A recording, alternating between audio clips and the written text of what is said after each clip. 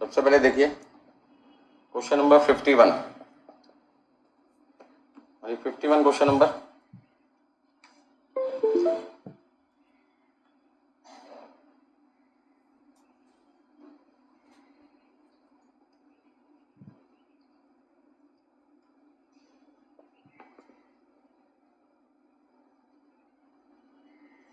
Question में लिखा है Japanese company is planning to establish a subsidiary company in India. मतलब भारतीय कंपनी इंडिया में एक नई कंपनी एस्टेब्लिश करना चाहते हैं। ठीक है जी। और ऐसे में वो क्या बनाना चाहते हैं? प्रोडक्ट के based on the estimated annual sale of 40,000 unit. और आपको सारी जानकारी किसकी रखिए? 40,000 यूनिट की रखिए। ये 40,000 यूनिट में आपको material, labour, factory overhead, administrative overhead चारों खर्चे बता रखे टोटल में। साथ में आपको परसेंटेज बता रखे जो बता रहा है कि कौन सा खर्चा वेरिएबल है, कौन सा फिक्स है। यदि 100% वेरिएबल है तो वो वेरिएबल हो गया, 100% फिक्स दिखा तो वो फिक्स हो गया। और यदि 100% नहीं है तो वो फिर कुछ पार्ट फिक्स है, कुछ पार्ट वेरिएबल है। तो सबसे पहले हमने क्वेश्चन नंबर 51 में एक वर्किंग नोट बनाना है ये पता लगाने के लिए कि कौन सी कॉस्ट फिक्स है, कौन सी कॉस्ट वेरिएबल है। तो सबसे पहले हमने लिखा computation of variable cost and fix cost. Variable cost और फिक्स कॉस्ट निकालनी है, जिसमें सबसे पहले मेरे पास पहला खर्चा क्या है? Material. Second wages. Third factory overhead. Next administrative overhead.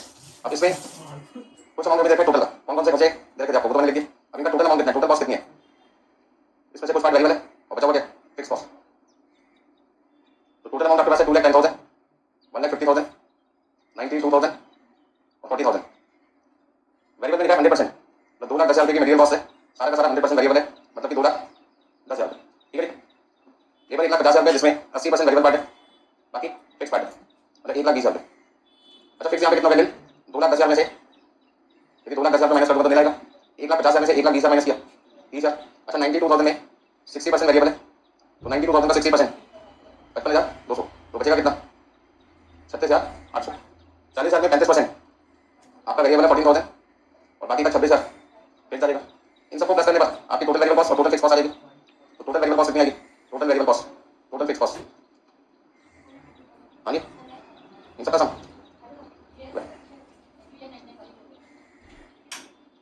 92। एक मिनट चेक करना चाहते हो, यहाँ चेक कर सकते हो। इधर का टोटल आएगा 4,92,000, इन दोनों का सम 492 आना। और यहाँ पे दिक्कत किसी को फटाफट से नोट कीजिए।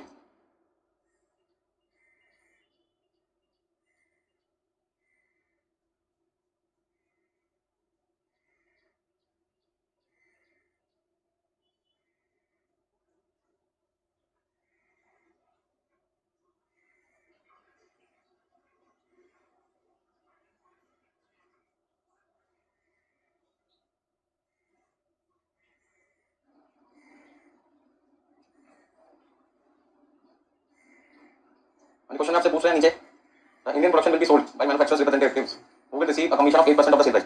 अब जापानीज कंपनी इंडिया में काम करेगी और यहाँ पे प्रोडक्शन करके यहाँ बेचेगी, तो यहाँ पे जो पर्सन सेल करेगा वो उससे कमीशन कितनी चाहिए, उससे वेरिएबल कॉस्ट क्या होगी? बढ़ेगी। No portion of Japanese office expenses to be allocated to Indian subsidy. Japan में जो ऑफिस का खर्चा होगा उसका बर्डन किस पे आना चाहिए? इंडिया पे। Computer sale price per unit to enable the management to realise and estimated 10% profit on sale proceed in India. India में जो सामान बिकेगा उसको उनको प्रॉफिट कितना चाहिए सेलिंग प्राइस का? 10%। अब इस पूरे क्वेश्चन में आप देखें तो क्वांटिटी कितनी बेच रहे हैं? 40,000। कमीशन कितनी है? 8%। तो सबसे पहले काम करो, ये पता लगाओ वेरिएबल कॉस्ट पर यूनिट कितनी है। वेरिएबल कॉस्ट पर यूनिट कितनी है? तो वेरिएबल कॉस्ट अभी आपके पास कितनी थी? 399 टू 100 कितनी यूनिट की? 40,000 की। और ये जो वेरिएबल कॉस्ट थी एक्सक्लूडिंग कमीशन थी, एक्सक्लूडिंग कमीशन है। हमें क्या चाहिए साथ में? कमीशन भी चाहिए। अब सेलिंग प्राइस को दे रखी, तो सेलिंग प्राइस को क्या मान लेंगे? Assume selling price per unit in India be rupees X. तो ऐसे में आपकी कमीशन का खर्चा 3,99,200 को हमने डिवाइड कर दिया 40,000 से, आपके पास आ जाएगा 9.98 प्लस 8%, मतलब 0.08 एक्स। ये तो 9.98 है वो वेरिएबल कॉस्ट तो है, बट एक्सक्लूडिंग कमीशन है, और इसमें मैंने कमीशन कर दी ऐड कर दी। इतना सब कुछ करने के बाद में प्रॉफिट कितना है? प्रॉफिट आपका सेल का 10% ऑफ द 0.10x है। अब क्वेश्चन करो फर्स्ट पार्ट जिसमें मुझे सेलिंग प्राइस निकालनी है, वो मुझे पता नहीं है कि मैंने उसको क्या मान दिया 120 पर यूनिट। अच्छा सब लोग जानते हैं, क्या जानते हैं कि सेल वैल्यू बराबर होता है किसके? Variable cost plus fix cost plus profit. अब सेल वैल्यू निकालने के लिए हमारे पास फॉर्मूला है quantity sold multiply by selling price per unit. तो हम इंडिया में कितनी क्वांटिटी बेच रहे हैं? 40,000। कितने में बेच रहे हैं? 120 पर यूनिट के हिसाब से। अब ऐसे में वेरिएबल कॉस्ट आपके पास कितनी है? 9.98। ठीक है। अच्छा एक बात ध्यान रखना, ये जो आपकी आंसर आया है ये तो किसमें आ रहा है? पर यूनिट में आ रहा है आपके पास। ठीक है। तो फिर क्या करना पड़ेगा आपको? इसे क्वांटिटी से क्या करना पड़ेगा? मल्टीप्लाई करना पड़ेगा। क्या भी काम कर सकते हैं अभी कैलकुलेशन को सिंपल बनाने के लिए। ये कमीशन यहाँ से हटा देता हूँ अभी मैं, ठीक है। और यहाँ पे 9.98 में लिखता हूँ और ब्रैकेट में लिख देता हूँ excluding commission. Excluding commission, commission बाद में जोड़ देंगे, कमीशन बाद में जोड़ देंगे। तो यहाँ पे 9.98 मेरी जो वेरिएबल कॉस्ट पर यूनिट है उसको मैंने किससे मल्टीप्लाई किया? क्वांटिटी से, प्लस जो कमीशन है वो मेरी सेल वैल्यू का कितने परसेंट है? 8% है। तो सेल वैल्यू कितनी है? सेल वैल्यू कितनी है? 40,000 x है, इसका कितना कर दो तो कमीशन आ गई। फिक्स कॉस्ट कितनी है? फिक्स कॉस्ट कितनी है? फिक्स कॉस्ट कितनी है? 92 प्लस प्रॉफिट 40,000 x का 10%, ठीक है, इंटू एक काम और करना पड़ेगा, यहाँ पे x की जगह कितना लिखना पड़ेगा? 9.98 इंटू 40,000। हमें तो वैल्यूएबल कॉस्ट निकालनी है ना। x को क्या था? सेलिंग प्राइस था, तो वैल्यूएबल कॉस्ट निकालेंगे, वैल्यूएबल कॉस्ट पर इनको क्वांटिटी से क्या कर दोगे? मल्टीप्लाई। तो ठीक कर लेना, यहाँ पे x में लिखना कितना लिखना है? 40,000। अब सॉल्व कर लो, कितना कितना आएगा? इधर आपके पास आ गया 40,000 x, 9.98 को हमने किससे मल्टीप्लाई किया? 40,000 से, तो आपके पास आएगा 3,99,200 प्लस 40,000 x का 8%, 3200 x, फिक्स कॉस्ट है 92,800, प्रॉफिट आपका है 40,000 x। एक काम करते हैं 40,000 x में से 3200 x माइनस कर दिया, 40,000 x माइनस कर दिया, इन दोनों को प्लस कर दिया, तो आपका आ जाएगा 4,92,000। हाँ जी, 3,99,200 में 92,800 प्लस कर दिया, तो फिर टोटल कॉस्ट आ गया 4,92,000। अच्छा, माइनस करना कितना था? 32,800 x इक्वल टू 4,92,000। तो x की वैल्यू कितनी आ रही है? 15, 15 रुपये। तो इस तरीके से हम कह सकते हैं, देखो selling price per unit equal to ₹15। ये सेलिंग प्राइस काम पे बता रहे हैं, इंडिया में बता रहे हैं। अच्छा, वेरिएबल कॉस्ट में हम कमीशन ऊपर भी जोड़ के कर सकते हैं, ठीक है। तो उस केस में क्या करना पड़ता? 9.98 x प्लस कितना आता? 0.08 x, और दोनों को फिर 40,000 से करना पड़ता, मल्टीप्लाई करना पड़ता, बात तब भी हो जाती। दोनों तरीके से कर सकते हैं, कमीशन नहीं भी लिख सकते हैं, कमीशन हटा भी सकते हैं। तो यदि मैं वेरिएबल कॉस्ट लिखता हूँ एक्सक्लूडिंग कमीशन, तो फिर मुझे कमीशन अलग से दिखानी पड़ेगी, ठीक है। दोनों तरीके से कर सकते हैं, कोई गलती नहीं। तो कोई बच्चा यहाँ पर कमीशन बाद में जोड़ के दिखाना चाहे तो ऐसे कर सकते हैं। अगर करेंगे कमीशन मुझे पहले जोड़ के दिखानी है, तो फिर उस केस में इक्वेशन क्या बनेगी वो भी मैं बना के दिखाता हूँ। उस केस में आपकी जो इक्वेशन बनेगी, यदि मैं कमीशन नहीं जोड़ के चलता तो 40,000 x तो रहेगा 9.98 प्लस 0.8 x, ये मेरी वेरिएबल कॉस्ट पर यूनिट थी, क्वांटिटी से क्या करना पड़ेगा? मल्टीप्लाई प्लस मेरी फिक्स कॉस्ट प्लस प्रॉफिट। तो प्रॉफिट सेल का कितना था? 10% है, तो हमारी सेल कितनी है? 40,000 x है, 40,000 x का 10% आपको लिखना पड़ेगा। दो इक्वेशन बन गई, एक वाली इक्वेशन है, एक वाली इक्वेशन है, दोनों में फर्क है। यहाँ हमने कमीशन अलग से दिखाई है और वहाँ पे हमने कमीशन क्या करके पहले ही ऐड कर दी, तो जिसका जो मन करे वैसा कर सकता है।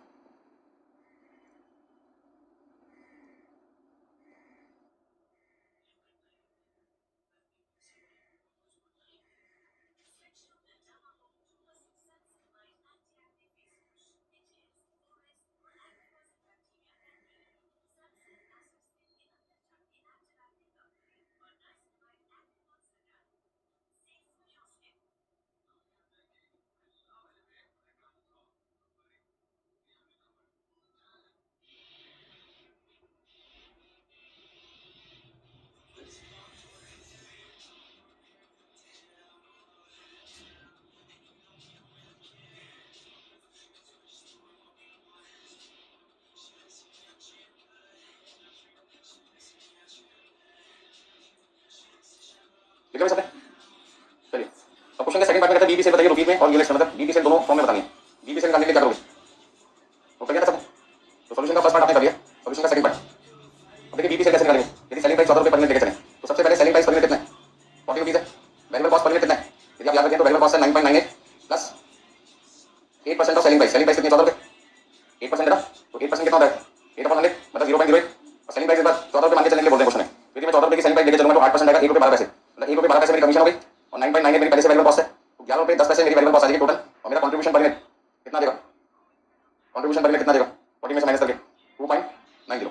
अच्छा, फिक्स कॉस्ट हम पहले निकाल चुके हैं 92,800, और फिक्स कॉस्ट हमारे पास पहले से क्वेश्चन में कितनी है? 92,800। तो सॉल्यूशन की तैयारी करते हैं।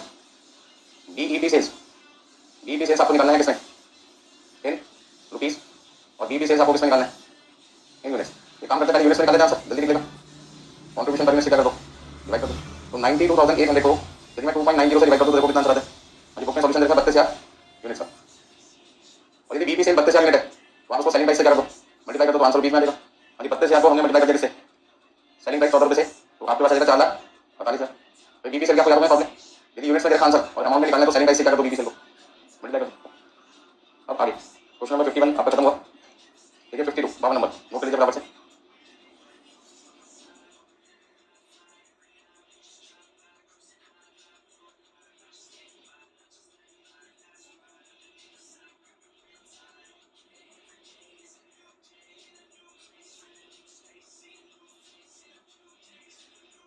हो गया सबका? 52 क्वेश्चन नंबर 52 देखिए, very good. The following figures have been extracted from the accounts of manufacturing undertaking single product for the previous year, bracket में लिखा बेस, तो तो पिछले साल को क्या लेके चलना है, बेस लेके चलना है। तो सबसे पहले क्वेश्चन नंबर क्या लिखना है 52। 52 क्वेश्चन में प्रीवियस ईयर और दूसरा आपके पास है करंट ईयर। प्रीवियस ईयर मेरा बेस है और करंट ईयर के लिए मैं क्वेश्चन सॉल्व कर रहा हूँ। पिछले साल हमने कितनी क्वांटिटी बनाकर बेची थी 10,000 और इस साल कितनी क्वांटिटी बनाकर बेच रहे हैं 15,000। तो पहला पॉइंट क्वांटिटी कितनी बेच रहे हैं, क्वांटिटी सोल्ड 10,000 यूनिट और 15,000 यूनिट। ठीक है, आगे के क्वेश्चन में ध्यान दें। तो फिक्स कॉस्ट आपको देखिए 20,000 और नीचे लिखे इंक्रीज बाई 5,000। और आपकी फिक्स कॉस्ट तो पहले 20,000 रुपये दी, अब वो इंक्रीज हो गई कितनी होगी 25,000, 5,000 रुपये बढ़ेगा। अच्छा, वेरिएबल कॉस्ट पर यूनिट की जानकारी रखिए आपको, variable cost per unit. Variable cost per unit में पहली कॉस्ट कौन सी है, मटेरियल कॉस्ट, दूसरी लेबर कॉस्ट और तीसरा वेरिएबल ओवरहेड। हाँ, पिछले साल 4 रुपये लेबर कॉस्ट की, 2 रुपये मटेरियल कॉस्ट है और 80 पैसे आपका वेरिएबल ओवरहेड, तीनों का सम 6 रुपये 80 पैसे 6.80। नेक्स्ट में कहते हैं फॉल इन लेबर एफिशिएंसी। जब एफिशिएंसी घट जाती है तो काम करने में पैसे क्या लगते हैं, ज्यादा लगेंगे क्योंकि वर्कर को समय क्या लगेगा ज्यादा। यदि वर्कर की 20% एफिशिएंसी घट गई, इसका वर्कर कितने परसेंट एफिशिएंसी पे काम कर रहा है 80%। यदि 80% एफिशिएंसी पे काम करता है तो ऐसे केस में हमें पैसे कितने पड़ेंगे पूरे काम को कराने में, ज्यादा पैसे देने पड़ेंगे। तो ध्यान रखना जब भी आपकी एफिशिएंसी घटती है किसी भी क्वेश्चन में तो आपको क्या करना है 100% माइनस जितनी एफिशिएंसी घट गई कितने परसेंट। अच्छा, यदि एफिशिएंसी बढ़ जाती 20% तो 100 प्लस क्या कर देता 20, तो फिर 120 से डिवाइड करता, क्योंकि मुझे आंसर किस तरह है 100%, किस तरह है 100 पे। तो यहाँ पे कितना आएगा 5। कहता है बल्क डिस्काउंट मिल रहा है मटेरियल पे 2.5%। तो मटेरियल आपको पहले 2 रुपये में मिलता रहा, अब ज्यादा क्वांटिटी बनाओगे ज्यादा खरीदोगे, ज्यादा खरीदने के चक्कर में सप्लाई ने आपको 2.5% का दे दिया, डिस्काउंट दे दिया। तो अब आपको मटेरियल कितने का मिलेगा 2 रुपये का मिलेगा, 2 रुपये का 2.5% माइनस करके आपका मटेरियल कॉस्ट कितना आएगा 1.95। Variable overhead reduce by 1/4। 1/4 का मतलब क्या होगा 1/4 को कहते हैं 0.25। 1/4 मतलब 25% हो गया ना, तो 1.25% डिस्काउंट माइनस कर दो, कितना लिख दो 0.80 में से 0.80 में से 0.80 में से माइनस करना कितना आएगा 0.79। अब इन सबको प्लस करते हैं तो आपकी बजट की वो वेरिएबल कॉस्ट 7.7। अब देखिए क्वेश्चन में क्या क्या चीजें पूछ रहे हैं। The number of unit which must be sold to break even in each of 2 years. मतलब दोनों साल का आंसर बताएं, ब्रेक इवन सेल्स बताएंगे। तो बीबी सेल्स निकाल दोगे फटाफट से, सॉल्यूशन के फर्स्ट पार्ट में क्या लिखोगे बीबी सेल्स, इसमें यूनिट्स में और आपको बताइए फिक्स कॉस्ट अपन कंट्रीब्यूशन पर यूनिट। अभी आप पहले साल का आंसर निकालना चाहोगे मतलब प्रीवियस ईयर का, तो आपकी फिक्स कॉस्ट कितनी 20,000 और कंट्रीब्यूशन पर यूनिट कितना 6.80। नेक्स्ट टाइम आपकी फिक्स कॉस्ट 5,000 इंक्रीज हो गई तो कंट्रीब्यूशन तो निकालना पड़ेगा, कितना का कंट्रीब्यूशन। सेलिंग प्राइस कितनी देखी क्वेश्चन में, सेलिंग प्राइस कितनी देखी क्वेश्चन में, पहले केस में 10 रुपये और दूसरे केस में कहते हैं सेलिंग प्राइस 10% होगी कम होगी। तो थोड़ी सी कैलकुलेशन और करके दिखानी पड़ेगी आपको, बता देता हूं मैं 2 मिनट में। अभी सेलिंग प्राइस पर यूनिट में भी चेंज आ रहा है, तो सेलिंग प्राइस पर यूनिट पहले कितनी थी 10 रुपये, अभी कहते हैं 10 में से 10% सेलिंग प्राइस कम कर दो, मतलब कितना लिखो 9 रुपये। ऐसे में फिर आपका कंट्रीब्यूशन पर यूनिट तो पहले 10 रुपये में 6 रुपये पैसे माइनस करके कितना था 3 रुपये 20 पैसे, अब कितना आएगा 9 रुपये में से 7 रुपये 74 पैसे 7.74 माइनस कर दो, कितना लिखोगे 1.26। अब निकाल दो बीबी से फिक्स कॉस्ट अपन कंट्रीब्यूशन पर यूनिट। वैसे ओरिजिनली कर सकता मैं, बट मुझे तो समझाना है आपको।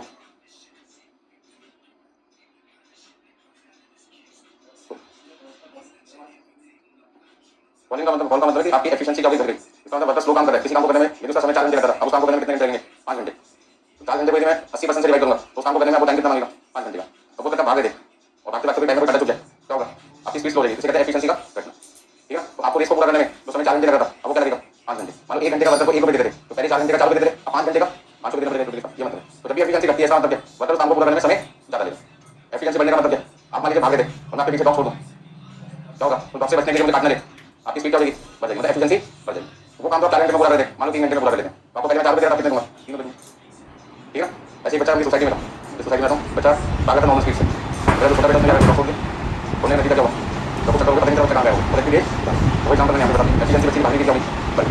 दोनों साइड हमारा बच्चा थोड़ा भाग नहीं पाता, मेरा जो भागा डॉग से डॉग छोटा था और उसके लड़की में से स्पीड की क्या होगी जैसा बढ़ोगी।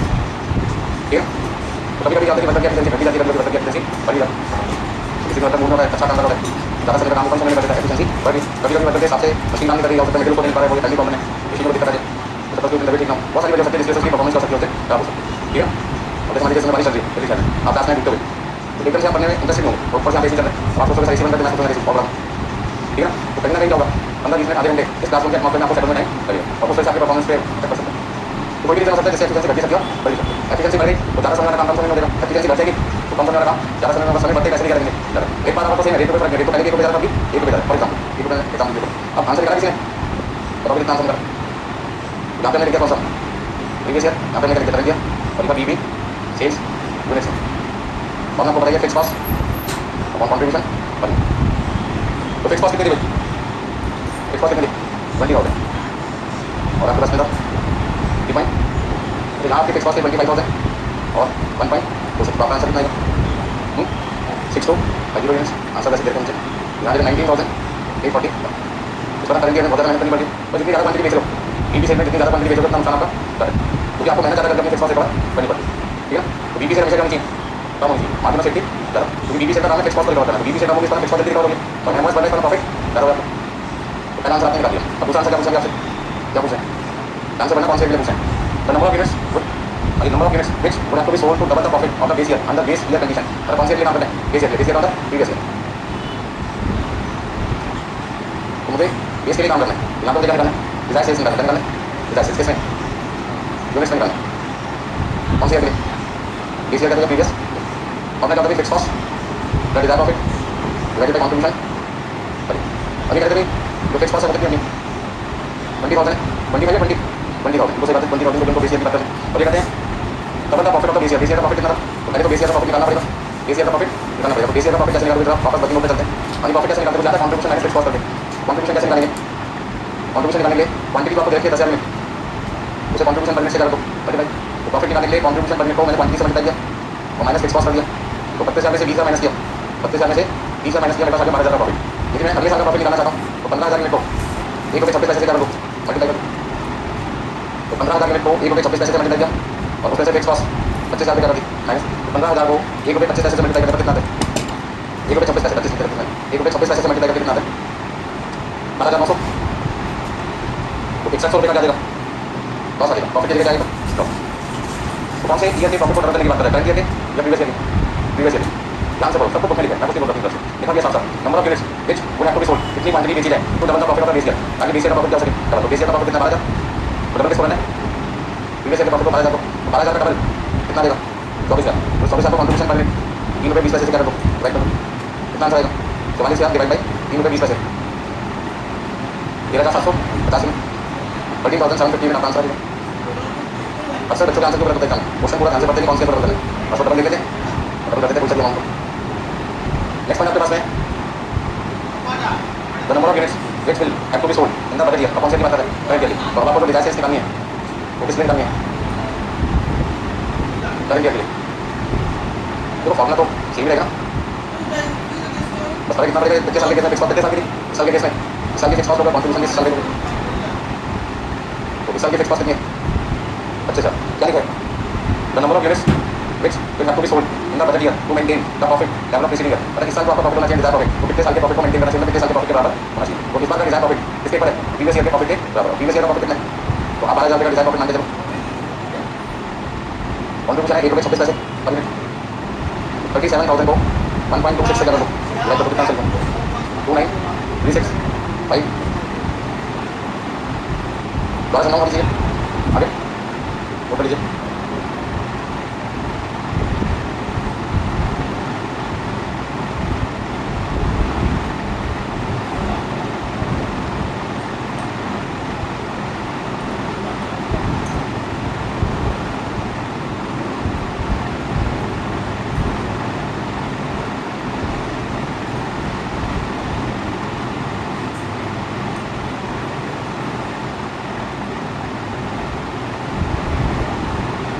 Next question number 47 question number देखिए, कल होगा 47। अभी 50 को कोई दिक्कत किसी को? तो 47 क्वेश्चन नंबर देखिए, इसमें लिखा था following information was obtained on the record of manufacturing unit. Sale कितने में कर दो? 80,000 में कर दो, कितने रुपये के हिसाब से? 25 रुपये के हिसाब से। कितनी सेल है? 20 लाख रुपये की सेल। मटेरियल कंज्यूम कितना है? 8 लाख। वेरिएबल ओवरहेड कितना है? 2 लाख। लेबर चार्जेस कितना है? 4 लाख। फिक्स कॉस्ट कितनी है? 3 लाख 60,000। प्रॉफिट कितना है? 2,40,000 रुपये। पॉइंट नंबर 1 से क्या पूछे? Number of units by selling which the company will neither lose neither gain। यहाँ पे क्या लिखा है? neither lose nor gain anything, मतलब ना तो कोई प्रॉफिट हो ना कोई नुकसान हो। मतलब बीबी सेल निकालनी है, समझ रहे हो आपको? पहला आंसर क्या? ब्रेक इवन क्वांटिटी निकालनी है, बीबी सेल्स निकालनी है। निकालोगे तो सबसे पहले हम बात करते हैं कौन सा क्वेश्चन? 47 में पहला बन गया बीबी सेल निकालना। इसके लिए आपको क्या चाहिए? क्या चाहिए? फिक्स कॉस्ट, जो कि आपका 4 लाख रुपये कितना? 3,60,000। 3,60,000 आपने क्या चाहिए? Contribution per minute. Contribution per minute के लिए आपको सेलिंग प्राइस देखिए 25 रुपये। सबसे पहले सेलिंग प्राइस पर मिनट कितना लिखो? 25। फिर आपको क्या लिखना है यहाँ पे? Variable cost per minute. तो वेरिएबल कॉस्ट क्वेश्चन में कितनी रखी है? 8 लाख रुपये। लेबर कॉस्ट कितनी है? 2 लाख रुपये या 4 लाख? लेबर 4 लाख रुपये और वेरिएबल ओवरहेड कितना है? 2 लाख रुपये। क्वेश्चन दिखाई दे रहा है। मटेरियल कितना है? 8 लाख। वेरिएबल ओवरहेड कितना है? 2 लाख। लेबर चार्जेस कितने? 4 लाख। और इन सबको यदि प्लस कर दूँ और क्वांटिटी 80,000 से डिवाइड कर दूँ तो वेरिएबल कॉस्ट निकालने के लिए पर मिनट वेरिएबल कॉस्ट को क्वांटिटी से कर दिया मैंने डिवाइड वापस 14 लगा 14 को आपने डिवाइड किया से 80,000 से कितना लिखेंगे 17.5 तो आज आपका कंट्रीब्यूशन पर मिनट कितना देगा 7.5 अब क्वेश्चन में फिक्स कॉस्ट निकालनी पड़ेगी दे रखिए फिक्स कॉस्ट हम दे सकते हैं क्वेश्चन में दे रखिए कितनी 3,60,000 3,60,000 क्या आंसर मिल जाएगा आपको तो सबसे पहले सॉल्यूशन में क्या लिखें first answer B sales B sales निकालना है किसमें उसके लिए आपको फॉर्मूला यूज करना fix cost divided by contribution अगर फिर neither loss not gain anything ना कोई आपको नुकसान ना कोई आपको फायदा ऐसी सेल क्वांटिटी बताइए और ऐसी सेल क्वांटिटी 3,60,000 डिवाइड बाय 7.5 तक जाएगा कितना लिखें 48,000 में 48,000 में बेच कर आप नो लॉस नो प्रॉफिट की सिचुएशन में आ जाएंगे ना कोई फायदा होगा ना कोई आपको नुकसान होगा point number 2 sales need to earn a profit 20% on sale अगर आपको डिजायर सेल निकालनी है और डिजायर सेल जो है उसे निकालते हैं डिजायर प्रॉफिट सेल का कितना है 20% यहाँ पे थोड़ी सी मेहनत करनी पड़ेगी पॉइंट नंबर 2 को समझते हैं क्या बोलते हैं डिजायर सेल्स मुझे रुपीज में निकालनी है उसके लिए करना पड़ेगा डिजायर सेल्स जो यूनिट्स में होगा उसको सेलिंग प्राइस पर यूनिट से कर दो मल्टीपल यदि मैं डिजायर सेल इन यूनिट्स को एक्स यूनिट मान के चलता हूँ बताऊँ डिजायर सेल इन यूनिट्स कितनी है एक्स यूनिट है और सेलिंग प्राइस क्वेश्चन में मेरी 25 रुपये उसका मतलब मेरी जो सेल है वो 25 एक्स आ जाएगी डिजायर सेल इन रुपीज कितनी आ जाएगी रुपीज 25 एक्स आ जाएगी ऐसे मेरे को डिजायर प्रॉफिट निकालना है तो निकालना है डिजायर प्रॉफिट निकालने के लिए डिजायर सेल इन रुपीज को क्या कर दो पी रेशो से कर सकते हैं कंट्रीब्यूशन आते हैं तो प्रॉफिट निकालना है प्रॉफिट कितने परसेंट है 20% पी रेशो यूज नहीं करना यदि मैं सेल को पी रेशो से मल्टीप्लाई करूँगा तो कंट्रीब्यूशन है तो डिजायर प्रॉफिट निकालना है तो मेरा प्रॉफिट सेल का 20% है प्रॉफिट सेल का 20% है तो सेल यदि आपकी 25 एक्स है तो आपका प्रॉफिट 20% कितना आएगा तो 20 5 एक्स इसके बाद तो आप चैंपियन हो ठीक है डिजायर सेल किसमें निकाल दो यूनिट्स में निकाल दो fix cost Dzire profit divided by contribution पर तो डिजायर सेल को हमने एक्स माना यूनिट्स में फिक्स कॉस्ट कितनी थी 3,60,000 डिजायर प्रॉफिट कितना 5 एक्स और कंट्रीब्यूशन पर यूनिट कितना 7.5 तो क्रॉस मल्टीप्लाई कर सकते हैं इक्वेशन में कर सकते हैं 7.5 X minus 5 X equal to 3,60,000 तो एक्स की वैल्यू कितनी आ जाएगी 3,60,000 को 2.5 से क्या कर दो 2.5 माइनस नहीं करो 7.5 में से 5 माइनस कर दिया तो कितना लिख सकते हैं 1,44,000 यूनिट्स उसमें डिजायर सेल यूनिट्स कितनी आ गई 1,40,000 और यदि अमाउंट में निकालना है तो 1,40,000 यूनिट्स को 25 से क्या कर दो मल्टीप्लाई करो तो जगह खत्म होगी अगले रेट कर सकते हैं मान लीजिए desire sale in rupees 1,44,000 into 25 कितना आएगा 1,44,000 इंटू 25 अपने पास आएगा 36 लाख तो डिजायर सेल रुपीज में कितनी आ जाएगी 36 लाख 36 लाख जरूरी नहीं कि जैसा मैंने किया वैसे आप अपनी तरीके से आप डिजायर सेल इन रुपीज को डायरेक्टली मान सकते हैं एक्स मान सकते हैं और फिर उस केस में आपको कंट्रीब्यूशन पर यूनिट की जगह किससे करना पड़ता है टीवी देखो तो डायरेक्ट मतलब डिजायर सेल रुपीज में देखिए देखिए आप डिजायर सेल इन रुपीज को ही एक्स मान के चलते हैं तो एक्स का 25% 0.025 कितना 0.25 एक्स आ जाएगा आपका प्रॉफिट और उसके साथ कंट्रीब्यूशन पर यूनिट की जगह किससे डिवाइड करोगे टीवी देखो तो डिजायर सेल इन रुपीज में फॉर्मूला किससे डिवाइड होकर निकलता है टीवी देखो ठीक है ना तो डिजायर सेल रुपीज में कितना आ जाएगा 1,44,000 units into selling price 25 equal to 36 lakh मतलब extra units to be sold to obtain the present profit जैसे कितनी क्वांटिटी और बेची जाए यहाँ अपना प्रेजेंट प्रॉफिट निकाल सकें if it is propose to reduce the selling price by 20% and 25% यदि सेलिंग प्राइस को घटा दिया जाए तो ऑब्वियस है आपका कंट्रीब्यूशन पर घट जाएगा और ऐसे केस में क्या होगा प्रॉफिट कमाने की मेहनत करनी पड़ेगी ज़्यादा तो सामान सस्ता बेचोगे तो ज़्यादा क्वांटिटी बेचनी पड़ेगी ना और जाकर उतना प्रॉफिट मिलेगा जितना प्रॉफिट पहले कितना प्रॉफिट कमाए थे ऊपर इनकम स्टेटमेंट कितना देखा 40,000 देखा आपको क्वेश्चन के थर्ड पार्ट में ध्यान दीजिए हमारे 2 केस आते हैं प्रपोजल वन हाँ प्रपोजल वन क्या कहते हैं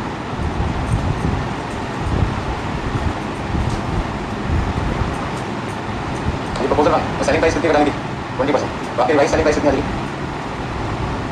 वो सेलिंग प्राइस पहले 25 रुपये की अब वो यदि 20% घटा दी जाए तो 5 रुपये कम हो जाएगी कितनी आ जाएगी 20 और दूसरे केस में 25% घटाने की बात चल रही है तो 25 रुपये का 25% 6 रुपये 25% कम करके तो कितना आ जाएगा 18 पॉइंट तो वेरिएबल कॉस्ट में कोई बदलाव करने की बात है वेरिएबल कॉस्ट पर यूनिट पहले भी कितना था 17 रुपये 50 पैसे अभी कितना होगा 17.5 वेरिएबल कॉस्ट में कोई बदलाव नहीं है तो वेरिएबल कॉस्ट को रखना पड़ेगा सेम रखना पड़ेगा सामान सस्ता बेचो महंगा बेचो बनाने में जितना पहले लगा पैसा आगे उतना लगेगा कितना कितना लगेगा 2.50 1.25 अब क्वेश्चन में डिजायर सेल्स निकालनी पड़ेगी आपको यूनिट्स में हमने फिक्स कॉस्ट कितनी थी प्रॉफिट कितना था जो 8% मतलब बोला 40 लाख डिजायर सेल का फॉर्मूला सबको पता है फिक्स कॉस्ट का डिजायर प्रॉफिट डिवाइडेड कंट्रीब्यूशन पर पर फिक्स कॉस्ट कितनी है 360 प्रॉफिट कितना कमाना चाहते हैं 8% कितना बोला 40 कंट्रीब्यूशन जो पहले 7.5 रुपये आता था पहले 7.5 आता था सेलिंग प्राइस घटने की वजह से 7.5 से कितना हो गया भाई तो क्वांटिटी कितनी बेचनी पड़ेगी 6 लाख को 2.5 से डिवाइड करना अपने को बेचनी पड़ेगी 2,40,000 यूनिट्स दूसरे केस में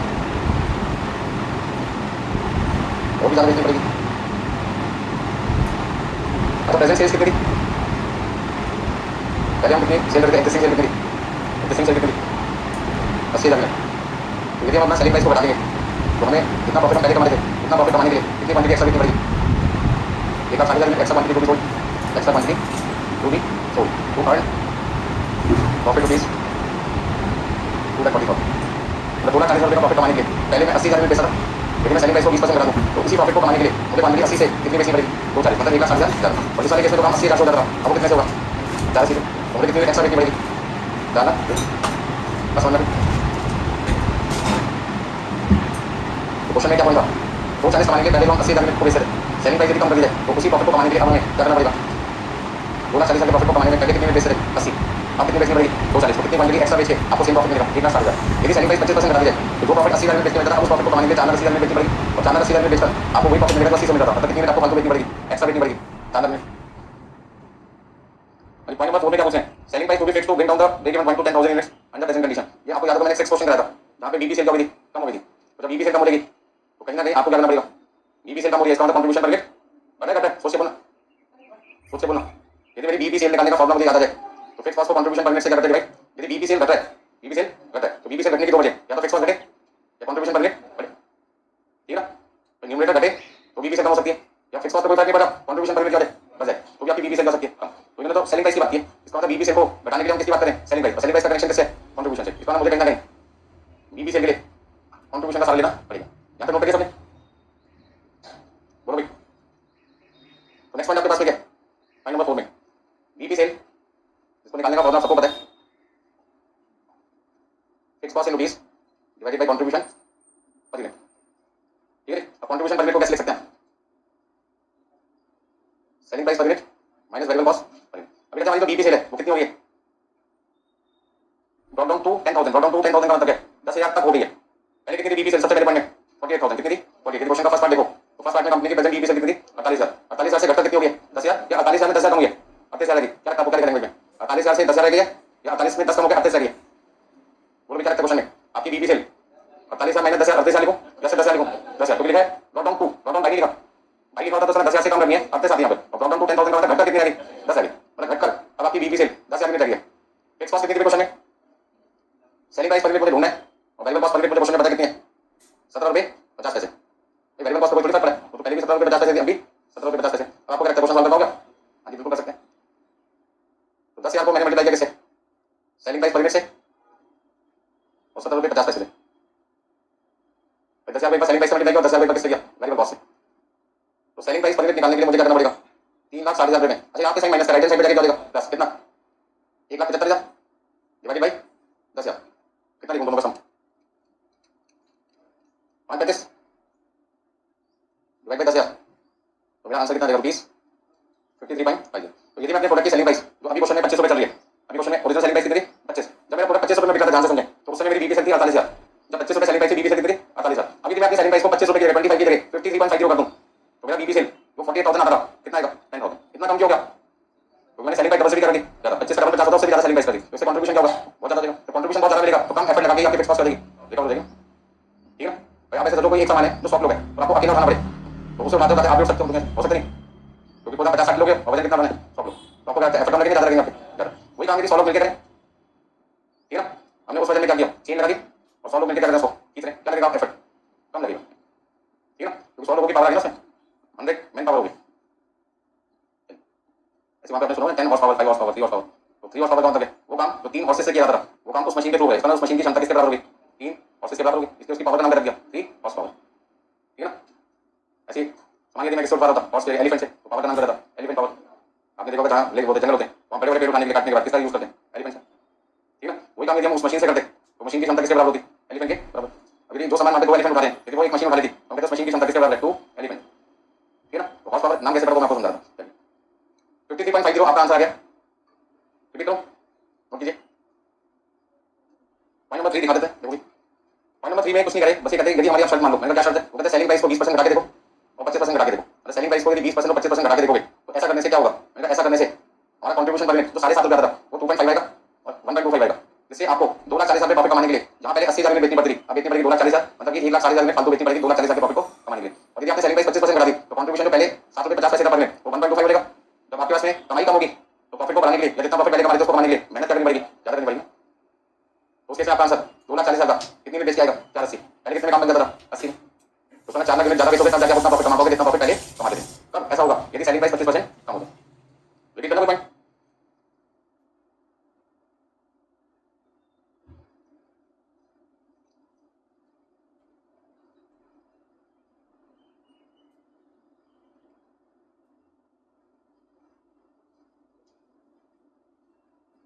ठीक है 50 question 50 question number 50 50 number question देखिए A company has 3 factories situated in north, east and south with its head office in Mumbai. अच्छा मुंबई में हेड ऑफिस है जिनकी कितनी फैक्ट्री है? 3 फैक्ट्री अलग अलग जगह नॉर्थ में, ईस्ट में और साउथ में. कोई भी लोकेशन हो सकती है, जयपुर, दिल्ली, कानपुर, कहीं पे भी हो सकती है. हमें नहीं पता कौन सी साइड पे बोल रखी है, बस हमें जोन दे रखी है. चलिए भी आगे देखते हैं. The management has received the following summary report on the operation of each factory for the period. Rupees in thousand. सारी जानकारी किसमें? थाउजेंड में. नॉर्थ ईस्ट साउथ में एक्चुअल सेल कितनी है वो आपको बता रखी है. Over under budget. Over under budget का मतलब क्या? बजट से कितनी सेल कम है? 400. बजट से कितनी कम है? 400 कम है पहले केस में. दूसरे केस में बजट से 150 क्या ज्यादा, और तीसरे केस में कितनी है? 200 कम. इसमें दो सेल के बीच का डिफरेंस देगा. सीधा सीधा देखो आपको एक्चुअल सेल और बजट सेल के बीच का क्या देगा डिफरेंस. वो डिफरेंस को मैंने चेंज इन सेल नहीं बोला, क्या बोल दिया? Over budget under budget. आसान है. तो चेंज इन सेल का दूसरा नाम क्या लिख दिया? Under budget over budget sale. ऐसी प्रॉफिट में under budget profit over budget profit देखा है. ये भी क्या चेंज इन प्रॉफिट. उसका मतलब यदि मुझे पीवी रेशियो निकालनी है तो मेरे को तो फॉर्मूला क्या था? मुझे तो क्या फॉर्मूला था?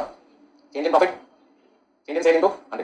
क्वेश्चन नंबर 50 में यदि मुझे पीवी रेशियो निकालना पड़ जाए तीनों जोन का, तीनों सिचुएशन का अलग जगह का, तो मैं यहाँ पे क्या लिखूंगा? Change in profit upon change in sales. कौन कौन सी जगह की बात कर रहे हैं? नॉर्थ, ईस्ट और तीसरा क्या? साउथ. अब ऐसे केस में क्या होगा? Change in profit. Change in profit कितना पहले केस में? 180. और चेंज इन सेल कितना है? चेंज इन सेल कितना है? 400 मल्टीप्लाई बाय 100 कितना लिखूं? 45%. दूसरे केस में चेंज कितना? 90. सेल में चेंज कितना? 150. पीवी रेशियो कितना देगा? 60%. 110 200 मल्टीप्लाई बाय 100 55%. ठीक है. तो कई बार चेंज इन प्रॉफिट को चेंज इन प्रॉफिट के नाम से ना बोल के क्या बोलते हैं? Under budget over budget. अब क्वेश्चन आपसे क्या पूछा? Calculate for each factory. ये मेरी फैक्ट्री है नॉर्थ में, ईस्ट में और साउथ में. इन सभी जगह का मुझे क्या निकालना है? Calculate for each factory and for the company as a whole. मतलब हर फैक्ट्री का प्लस कंपनी का मुझे फिक्स कॉस्ट चाहिए. यदि मुझे हर फैक्ट्री के फिक्स कॉस्ट मिल जाए तो तीनों को क्या कर दो? ऐड कर दो तो टोटल फिक्स कॉस्ट आ जाएगी कंपनी की. तीनों की यदि अलग अलग बीबी सेल आ जाए तो बाद में सबको जोड़ के कंपनी की टोटल बीबी सेल आ जाएगी. निकाल सकते हैं. तो पहले हम क्या करते हैं? इंडिविजुअली आंसर निकालते हैं. अब क्वेश्चन में हमें फिक्स कॉस्ट की जरूरत पड़ेगी. यदि बीबी सेल चाहिए तो फिक्स कॉस्ट निकालने के लिए हमें क्या करना पड़ेगा? Contribution minus profit. Contribution minus profit. अब आपके पास में अगला जो स्टेप है वो क्या है? फिक्स कॉस्ट निकालने का. नोट कर लिया था सबने? तो सॉल्यूशन में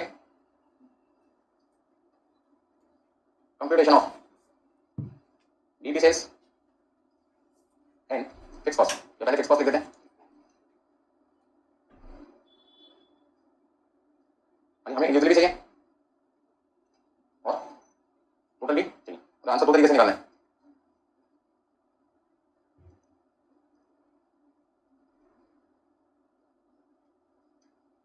ठीक है ना. सबसे पहले फैक्ट्री कहाँ दे. दूसरा सेल हमें कौन सी तरह के क्वेश्चन में? एक्चुअल. पीवी रेशियो आपके पास है. कंट्रीब्यूशन आ जाएगा. कंट्रीब्यूशन में से प्रॉफिट माइनस कर देंगे. फिक्स कॉस्ट आ जाएगा. फिक्स कॉस्ट को पीवी रेशियो से डिवाइड कर देंगे तो आपके पास आ जाएगा बीबी सेल. तो कितने सारे कॉलम बनेंगे वो मुझे अपने मन में आइडिया लगाना पड़ेगा. तो सबसे पहले मैंने यहाँ पे क्या लिखा? मेरी फैक्ट्री कहाँ पे? आंसर मेरा नॉर्थ, ईस्ट और साउथ. फिर पता लगा सेल आपको देखिए क्वेश्चन में कौन सी? एक्चुअल. कितना कितना? 1100 1450 1200. पीवी रेशियो आपने निकाल लिया. पीवी रेशियो कितना कितना निकाला था? 45%, 60% और 55%. अब सब लोग जानते हैं कि कंट्रीब्यूशन निकालने के लिए क्या करूंगा मैं? कंट्रीब्यूशन निकालने के लिए मुझे क्या करना चाहिए? कंट्रीब्यूशन निकालने के लिए मुझे अपनी सेल्स को पीवी रेशियो से करना चाहिए मल्टीप्लाई. ठीक है. और इसमें से फिर बाद में मैं क्या माइनस करूंगा? प्रॉफिट. तो कंट्रीब्यूशन माइनस प्रॉफिट क्या जाएगा? फिक्स कॉस्ट आ जाएगी. तो फिक्स कॉस्ट को निकालने के लिए मुझे क्या करना चाहिए? फिक्स कॉस्ट को निकालने के लिए मुझे क्या करना चाहिए? कंट्रीब्यूशन में से प्रॉफिट माइनस करना चाहिए. तो मुझे निकालना है बीबी सेल. तो बीबी सेल निकालने के लिए क्या करूंगा? फिक्स कॉस्ट को पीवी रेशियो से क्या करूंगा?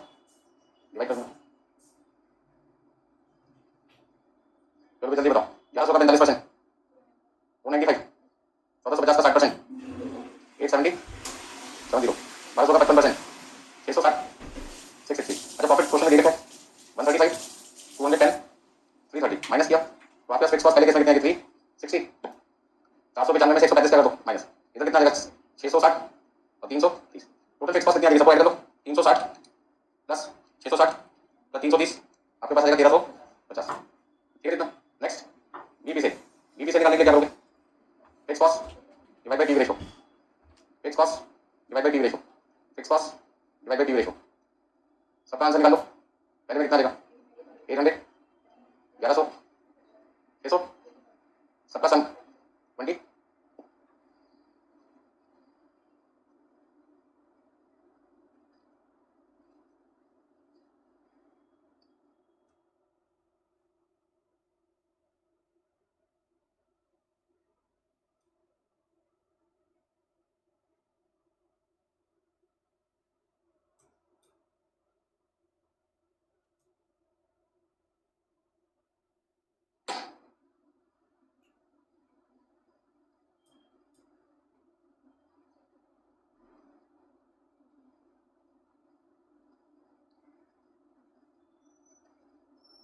46 क्वेश्चन नंबर।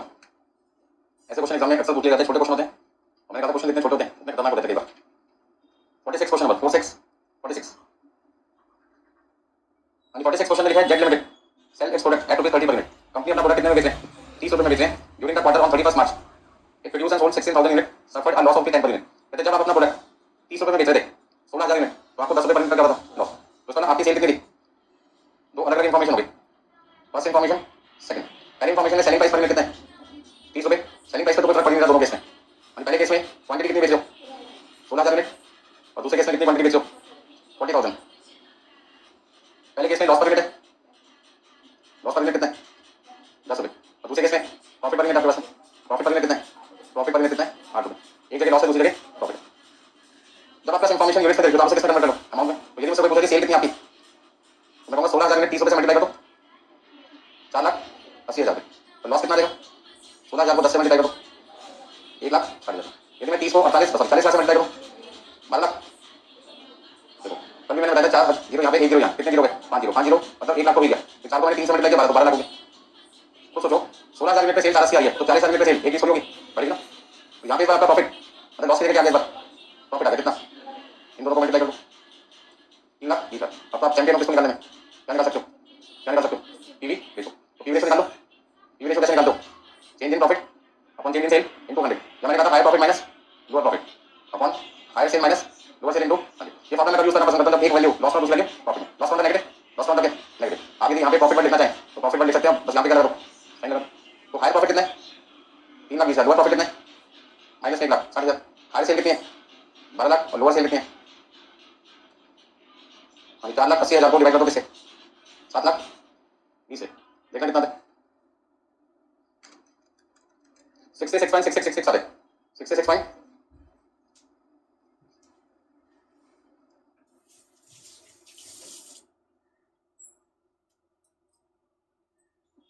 66.6666 को सिंपल फॉर्म में क्या कह सकते हैं? 2/3। जैसे 50% को 1/2 कहते हैं 66.6666 को क्या लिख सकते हैं? 2/3। बोलो 16,000 तो यूनिट्स हैं जिसमें एक यूनिट कितने रुपए का नुकसान हुआ है? 10 रुपए का नुकसान हुआ एक यूनिट बेच के। यदि एक यूनिट बेचकर मुझे 10 रुपए का नुकसान होता है तो 16,000 यूनिट बेच के मुझे कितना नुकसान होगा? 1,60,000 का। तो यहाँ मैंने प्रॉफिट लिखा यहाँ मैंने लॉस है तभी तो मैंने ब्रैकेट लगाया। ब्रैकेट लगाने का मतलब ये प्रॉफिट नहीं है ये लॉस है। बोलो यहाँ से कोई दिक्कत इसमें किसी को? आप आगे देखिए ठीक है। तो सबसे पहले हमने यहाँ पे पी रेशो लिख दिया 66.6667 या उसकी जगह सिंपल फॉर्म में लिख सकते हैं 2/3। अब आगे देखिए क्वेश्चन में क्या लिखते हैं? You are required to calculate BP sales in rupees. BP sale आपको निकालना किसमें? रुपीस में निकालना है। तो बीपी सेल इन रुपीस में निकालने के क्या करोगे? फिक्स कॉस्ट को पी रेशो से क्या करोगे? डिवाइड। अब फिक्स कॉस्ट कैसे निकालोगे? तो फिक्स कॉस्ट निकालने के हमारा फॉर्मूला क्या है? Contribution minus profit. Contribution minus profit. और कंट्रीब्यूशन नहीं देखा तो सेल को पी रेशो से कर दो मल्टीप्लाई करो कंट्रीब्यूशन आएगा उसमें से प्रॉफिट कर दो माइनस। एक काम करते हैं अगला बर्तन बनाते हैं। अभी मुझे निकालना है फिक्स कॉस्ट। मैंने फिक्स कॉस्ट निकालने के लिए सेकंड को बेस ले लिया। इसको बेस ले लिया सेकंड।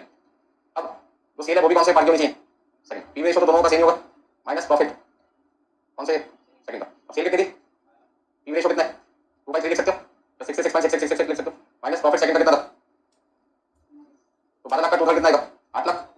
और 8,00,000 में से आपने 3,20,000 माइनस किए तो कितना देगा? 4,80,000 यानी 4,80,000। अब सॉल्यूशन पास पड़ गया। बीबी सेल्स बताइए रुपीस में बताइए मतलब fix cost divided bye PV ratio. अभी फिक्स कॉस्ट आपकी 4,80,000 आ गई और पीवी रेशो आपका 66.6667 आप उसके लिए डायरेक्टली लिख सकते हैं 2/3। तो ऐसे में सावधानी 2 से डिवाइड हो जाएगा और 3 से क्या हो जाएगा? मल्टीप्लाई। मतलब कितना आंसर लिख देंगे? 7,20,000। तो 7,20,000 आपकी कौन सी सेल आ रही है? बीबी सेल। और यदि कहते हैं एमओएस निकालो तो उसके लिए आपके पास में टोटल सेल होना चाहिए। टोटल सेल में से बीबी से माइनस करके उस बात की क्या निकाल दोगे? एमओएस निकाल दोगे। सेकंड पार्ट में कहते हैं यदि हम 50,000 में बेचें तो हमारा प्रॉफिट कितना आएगा? इनकम स्टेटमेंट बना दो। क्या बना दो? Income statement. या फिर प्रॉफिट निकालने का तो आसान फॉर्मूला मुझे क्या लगा आपके सामने अभी सेल्स इनटू पीवी रेशो। तो सेल्स कैसे निकालेंगे? सेल्स निकालने के लिए क्वांटिटी सोल्ड को सेलिंग प्राइस पर यूनिट से क्या कर दो? मल्टीप्लाई। तो आपका सेल आ जाएगी इस सेल को किससे मल्टीप्लाई कर दो? पीवी रेशो से और फिक्स कॉस्ट क्या कर दो? माइनस कर दो। जब भी प्रॉफिट निकालना है sale into PV ratio contribution minus fix cost. पहले फॉर्मूला अप्लाई करो। क्वांटिटी कितनी है? 50,000। सेलिंग प्राइस क्वेश्चन में कितनी थी? 30 रुपए। PV ratio 2/3। फिक्स कॉस्ट कितनी है? 7,20,000। अब 50,000 को 30 से मल्टीप्लाई किया 15,00,000 की सेल आ गई। 15,00,000 की सेल का 2/3 10,00,000।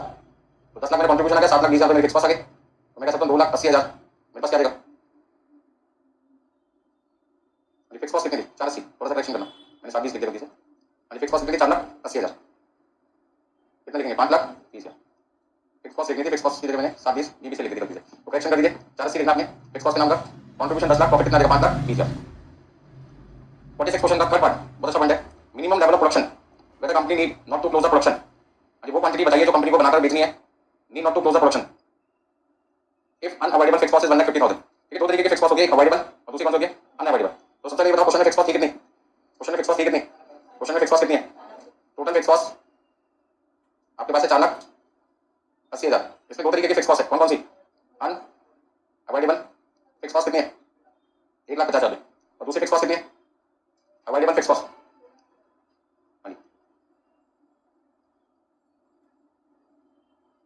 Avoidable fix cost balancing figure कितनी आ रही, कितना लिखूं 3,30,000। अब दोनों फिक्स कॉस्ट का मतलब क्या है उसको समझ लेते हैं। अवॉइडेबल फिक्स कॉस्ट का मतलब क्या है, जिसको हटाया जा सकता है, अवॉइड कर सकते हैं, घटा सकते हैं, कम कर सकते हैं, इग्नोर कर सकते हैं। और अनअवॉइडेबल का मतलब क्या है, जिसको आप इग्नोर नहीं कर सकते। मतलब कौन से केस में इग्नोर कर सकते हैं, कौन से में। यदि मान लीजिए मैं फैक्ट्री में प्रोडक्शन कम कर दूं, फैक्ट्री में प्रोडक्शन कम कर दूं तो मेरी रिक्वायरमेंट मशीन की भी क्या हो जाएगी कम। तो मैं कुछ मशीन को किराए पे रख के क्या कर सकता हूं, वापस कर सकता हूं कि भैया अब मुझे इसकी कोई जरूरत नहीं है। लॉकडाउन गुड एग्जांपल है इसका। बहुत सारी फैक्ट्री में प्रोडक्शन क्या हो गई, बंद हो गई थी, उसमें प्रोडक्शन क्या हो गई, कम हो गई। तो ऐसे भी लोगों ने क्या करना चालू कर दिया, यदि उन्होंने 1000 स्क्वायर फीट एरिया किराए पे रखा है तो उन्होंने कहा अब मुझे कितनी जरूरत है, 200 स्क्वायर फीट एरिया की जरूरत है, 800 स्क्वायर फीट एरिया में आपका कर रहा हूं, वैकेंट कर रहा हूं तब तक कि जब तक लॉकडाउन खुलना रहे, नॉर्मल सिचुएशन ना रहे।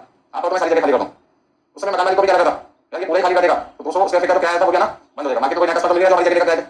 मजबूरन उनको क्या करना पड़ा, 800 स्क्वायर फीट फैक्ट्री वाला क्या कर दिया, वैकेंट कर दिया, खाली कर दिया। अभी किराया 1000 स्क्वायर फीट एरिया का, जान से समझ लो 1 लाख रुपए का, 1000 का कितना हो गया 1 लाख। तो मैं 800 स्क्वायर फीट एरिया खाली कर रहा हूं, 80% जगह खाली कर रहा हूं, तो मेरा तो किराया कितना कम हो जाएगा 1 लाख का 80% 80,000 किराया हो जाएगा, कम हो जाएगा ना। ये कौन सी बात हो गई, अवॉइडेबल फिक्स कॉस्ट, जिसको मैं अवॉइड कर सकता हूं। लेकिन 20% तो कभी नहीं, 20% तो कभी नहीं। फैक्ट्री में प्रोडक्शन हो भी नहीं रहा था तब भी मुझे 20,000 देने पड़े थे क्योंकि मैंने पूरी जगह खाली पड़ी थी। मेरी फिक्स कॉस्ट कितनी थी एग्जांपल के तौर पे 1 लाख, कितनी जगह खाली की 80% जगह खाली की, तो 80% खाली जगह का किराया कितना कम हो गया 80,000। ऐसे हो सकता है मैंने 10 मशीन किराए पे रखी हो, 8 मशीन का किराया 20,000 रुपए था, 10 मशीन का किराया कितना हो गया 2 लाख, 8 मशीन मैंने वापस कर दी 1,60,000 किराया हो गया, कम हो गया ना। 20,000 के साथ 8 मशीन का किराया 1,60,000 जो आता तो आना बंद हो जाएगा, अवॉइडेबल है। लेकिन 2 मशीन मैंने वापस नहीं की, प्रोडक्शन कम हो रहा था, 2 मशीन के बराबर भी प्रोडक्शन नहीं था, तब भी मैंने 2 मशीन अपने पास रख ली, वो कौन सा हो गया अनअवॉइडेबल।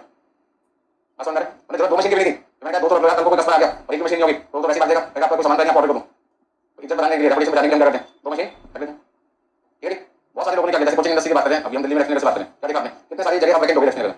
पहले यहाँ पे किराए पे जगह नहीं मिलती थी और मिलती भी थी तो किराया क्या था बहुत ज्यादा था। अब क्या हो गया, हर फ्लोर पे 3-3 4-4 एरिया क्या हो गए खाली हो गए, सारे लोग ऑनलाइन में शिफ्ट हो गए। ऑनलाइन में शिफ्ट होते नतीजा क्या है कि उन्होंने अपने घर से ही ऑपरेट करना स्टार्ट कर दिया। वो कहते हैं रिकॉर्डिंग करने के इंस्टीट्यूट किराए पे दें, यहाँ पे भी उनका स्पेस लगा था, एक रूम उन्होंने किराए पे दे दिया, हमारे रूम को 5,000 में मिला तो 5,000 का खर्च आएगा, पहले खर्चा कितना था मतलब 1 लाख रुपए महीने का था इनका। अभी उन्होंने जगह किराए पे दे दी 10,000 रुपए में अपने घर के आसपास, तो फ्लैट के लिए रूम ले लिया किराए पे, उन्होंने तो रिकॉर्डिंग करनी है ना, उनको बच्चे को थोड़ी बनाना वहाँ पे बैठा के कि आपको एसी भी चाहिए ज़्यादा, आपको यहाँ पर स्टाफ भी ज़्यादा चाहिए, आपको स्पेस भी क्या चाहिए ज़्यादा। तो वहाँ पे क्या नतीजा हुआ, जो काम 1 लाख रुपए में हो रहा था अब वो काम कितने में हो गया 10,000 में, 10 तो अभी आएगा बस, वो तो अभी भी दिया करनी पड़ेगी, अनअवॉइडेबल है, जैसे आप हटा नहीं सकते। लेकिन कितनी फिक्स कॉस्ट आपने हटा दी 90,000। ऐसे में बहुत सारी टीचर रखे खाली आते नहीं, अलग अलग सेक्स के लिए हो गए, ऑनलाइन में जाने की वजह से क्या हुआ काफी सारी जगह खाली हो गई, अब वो जगह भरी नहीं पारी, तो जब तक वो वापस नहीं आएंगे लोग तब तक वो स्पेस पे ले नहीं पसंद आ। तो ऐसे में रेंटल कॉस्ट क्या होगी कम हो गई, फिर भी लोग कह रहे थे पता नहीं क्या करेगा यार, पहले 1 लाख रुपए देता था आपको 50 भी दे रहे उससे जगह ले ले, वो कहते 50 भी को करो काम कितने हो रहे 10 में, तो मैं को 40,000 रुपए भूगूं। ठीक है ना, तो कहने का मतलब क्या हुआ, अवॉइडेबल फिक्स कॉस्ट और अनअवॉइडेबल फिक्स कॉस्ट में वो फिक्स कॉस्ट आपको हर सिचुएशन में बियर करनी पड़ेगी, वो भी अनअवॉइडेबल जिसको आप रोक नहीं सकते, और अवॉइडेबल का सिचुएशन के हिसाब से आप कर सकते हो, उसको एलिमिनेट कर सकते हो, खत्म कर सकते हो, इग्नोर कर सकते हो, हटा सकते हो। Minimum level of production where the company need not to close the production if unavoidable fix cost is 1,50,000। ठीक है, देखिए भाई अब कैसे निकालेंगे सबसे पहले देखो बराबर से, तो डिसीजन मेकिंग के लिए कौन सी कॉस्ट रेलेवेंट है, मतलब 3,30,000 रुपए वो फिक्स कॉस्ट है, यदि मैं काम करूंगा तो आएगी, काम नहीं करूंगा तो नहीं आएगी, काम करो या ना करो, प्रोडक्शन करो या ना करो, आपकी इतनी कॉस्ट तो आएगी आएगी। जैसे मैंने 1000 स्क्वायर फीट एरिया में से केवल 800 स्क्वायर फीट खाली करने का सोचा, खाली करता हूं तो 800 स्क्वायर फीट 80% हो गया, 80% मेरी फिक्स कॉस्ट होगी बच जाएगी, और नहीं खाली करता तो जाएगी। इसका रेलेवेंट कॉस्ट कौन सी है, खाली करूंगा तो मैं 80,000 रुपए बचा सकता हूं, नहीं खाली करूंगा तो मुझे 80,000 रुपए देने पड़ेंगे। लेकिन तो 1 लाख का 20% 20,000 रुपए खाली करूंगा या ना करूंगा 80% एरिया मुझे 20% का तो हालत में देनी पड़ेगा, तो वो कौन सी कॉस्ट हो गई अनअवॉइडेबल तो है, रेलेवेंट बेकार है, उसका तो डिसीजन से लेना देने नहीं है, डिसीजन का किसे लेना देना है, खाली करूं या ना करूं। अब टेंशन लेके साथ हो यार 80% लेके खाली करूं या ना करूं, ठीक है जरूरत नहीं है, यदि मैं रखता हूं तो मेरे पैसे क्या देंगे बेकार जाएंगे, हो सकता है फ्यूचर में काम बढ़ जाए और वो जगह मैं मांगू तो हो सकता है लैंडलॉर्ड किसी और को दे दे तो वापस मिलना क्या देगा मुश्किल, तो दुविधा में फंस गए जगह खाली करें या ना करें। तो अब आपसे क्वेश्चन क्या पूछे, minimum production required to recover avoidable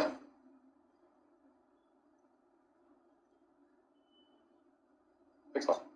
हाँ हमें अपनी अवॉइडेबल फिक्स कॉस्ट को रिकवर करने के लिए कितना काम करना पड़ेगा, तो avoidable fix cost divided by contribution per minute, मतलब 3,30,000 रुपए की अवॉइडेबल फिक्स कॉस्ट के लिए कंट्रीब्यूशन पर मिनट कितना था याद क्वेश्चन में निकाला था क्या, कंट्रीब्यूशन पर मिनट आपको निकालना पड़ेगा, कंट्रीब्यूशन पर मिनट कैसे निकालोगे, निकाल दोगे कंट्रीब्यूशन पर मिनट कैसे।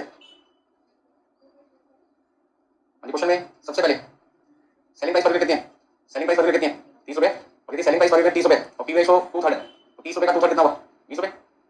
बहुत पहले मैंने 2-3 क्लास पहले मैंने वो चमत्कारी फॉर्मूला दिखाया आपको,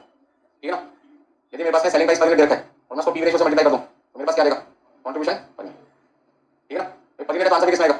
पर यूनिट में। तो selling price per unit question में 30 है, पी रेशियो 2/3 है, मतलब कंट्रीब्यूशन कितना आएगा? 20 into 2/3, 30 into 2/3, 30 को 2/3 से मल्टीप्लाई किया कितना आएगा? 20। तो कंट्रीब्यूशन पर यूनिट में बस कितना आएगा? 20, 20 से डिवाइड कर दो, कितना लिखूं? 16,500। यदि मैं 3,30,000 रुपए के फिक्स कॉस्ट को रिड्यूस नहीं करना चाहता तो मुझे कितनी यूनिट मिनिमम बनानी पड़ेगी? 16,500। यदि मैं 3,30,000 यूनिट की फिक्स कॉस्ट काम कर देता हूं तो फिर मुझे 16,500 यूनिट बनाने की जरूरत नहीं पड़ेगी। मतलब आप ऐसे समझो, आपसे क्वेश्चन में क्या पूछ रहे हैं? आपसे पूछ रहे हैं यदि मैं 3,30,000 मतलब 80% एरिया, एग्जांपल को समझो, 80% एरिया खाली नहीं करना चाहता, उसके लिए मुझे क्या करना पड़ेगा? उस कॉस्ट को भी बियर करना पड़ेगा, और उस कॉस्ट को बियर करने के लिए तो सामान बेचना पड़ेगा, उसके लिए कितना सामान बेचना पड़ेगा? वो क्वेश्चन आपसे पूछ रहे हैं, ठीक है ना? तो वहां पे 80% 80 जाता, यहाँ पे एग्जांपल में 4,80,000 में कितनी फिक्स कॉस्ट है तो काम बंद करने के वैसे घट जाएगी 3,30,000। यदि मैं काम को बंद कर दूं, काम को बंद कर दूं तो मैं कितने रुपए की फिक्स कॉस्ट बचा सकता हूं? 3,30,000। काम को बंद ना करूं तो मुझे कितने रुपए की फिक्स कॉस्ट लगानी पड़ेगी? 3,30,000 की। तो ये करें, आप काम ना बंद करें तो आपको फिक्स कॉस्ट कितनी बियर करनी पड़ेगी? 3,30,000 की। भाई 1,50 की फिक्स कॉस्ट लगेगी, काम करें ना करें, इसको तो बोल दो, दिमाग से निकाल दो, ये तो बियर करनी नहीं करनी है, इसका किसी से कोई लेना देना नहीं। मान लीजिए मैं प्रोडक्शन बंद नहीं करना चाहता और जिस लेवल पे पहले काम कर रहा था उसी लेवल पे आगे काम करना चाहता हूं, तो मुझे 3,30,000 की फिक्स कॉस्ट भी फिर से क्या करनी पड़ेगी? बियर करनी पड़ेगी। ये फिक्स कॉस्ट मैं आगे भी बियर करूंगा तो आगे इसको रिकवर करने के लिए मुझे कितना सामान बेचना पड़ेगा? 16,500। तो मिनिमम प्रोडक्शन मुझे कितनी बियर करनी पड़ेगी, मतलब कितनी करनी पड़ेगी ताकि मेरी प्रोडक्शन बनना हो, मतलब 3,30,000 की फिक्स कॉस्ट को मैं आसानी से अगली बार भी क्या कर सकूं?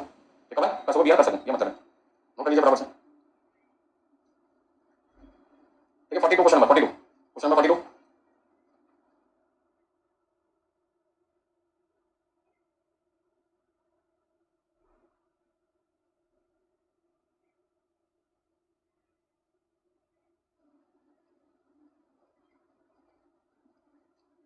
ओके सबका? देखिए दो बढ़िया क्वेश्चन आपके सामने आने वाले हैं, 42 एंड 43। तो पहले 42 पे आता हूं, फिर 43।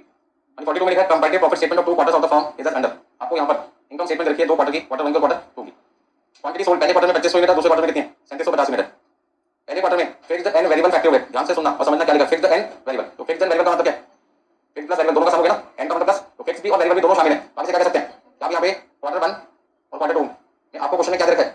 टोटल फैक्ट्री ओवरहेड रखा है। मैं तो सिंपल लैंग्वेज में क्या बोलूंगा? Total factory overhead. और साथ में क्या दे रखी है? क्वांटिटी सोल्ड दे रखी है। क्वांटिटी सोल्ड कितनी है?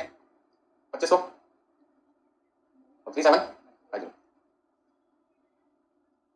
अच्छा यहाँ पे अमाउंट ऑफ प्लस है 75,090। फटाफट चाबी लिख लीजिए।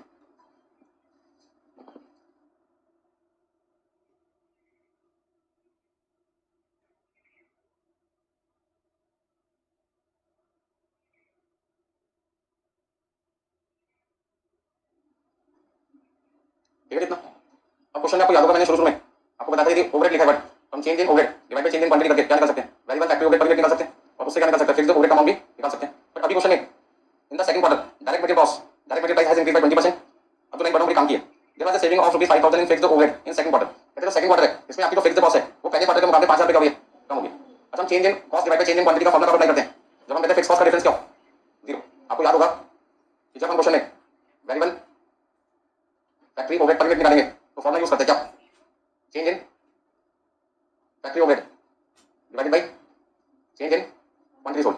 ये फॉर्मूला हम कब अप्लाई करते हैं? जब हमारी कंडीशन क्या होती है? कौन सी कंडीशन सेटिस्फाई होती है? इसको निकालने के लिए इस फॉर्मूले को हम यूज करते हैं। जब हम मानते हैं क्या ये चेंज इन फिक्स्ड ओवरहेड क्या होना चाहिए?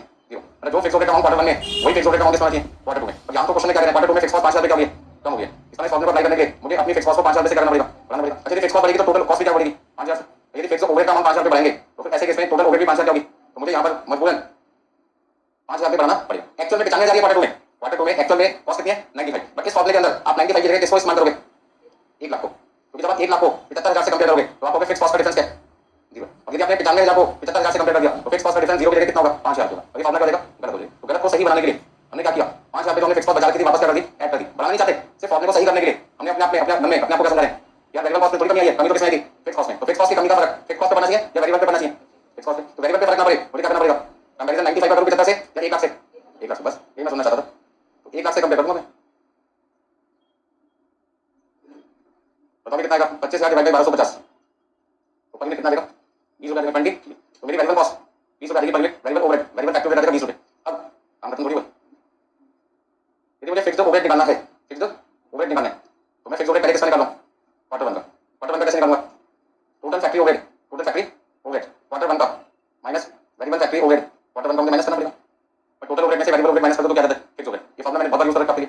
अब टोटल फैक्ट्री ओवरहेड पहले क्वार्टर का 75,000 है और वेरिएबल निकालने के लिए 20 रुपए को क्वांटिटी 2500 से क्या कर दो मल्टीप्लाई, तो 75,000 माइनस 50,000, 75,000 माइनस 50,000 आपकी फिक्स कॉस्ट कितनी आ रही है? 25,000। अच्छा यदि फिक्स्ड ओवरहेड का अमाउंट मुझे क्वार्टर 2 के लिए चाहिए तो आना तो वो 25 ही था, आना कितना चाहिए था? 25,000। क्वेश्चन में क्या लिखते हैं? क्वेश्चन में क्या लिखते हैं? ये आपकी फिक्स कॉस्ट 5,000 से क्या हो गया, कम हो गई, सेविंग हो गई। सेविंग इन फिक्स कॉस्ट का मतलब है आपके पास 5,000 से कम हो गया। तो क्वार्टर 2 में आपका फिक्स ओवरहेड का अमाउंट 25 के कितना देगा, 20 हो जाएगा, 5,000 का भी कम हो गया। बस समझ में आ गया? ये क्वेश्चन का सबसे जबरदस्त पॉइंट था।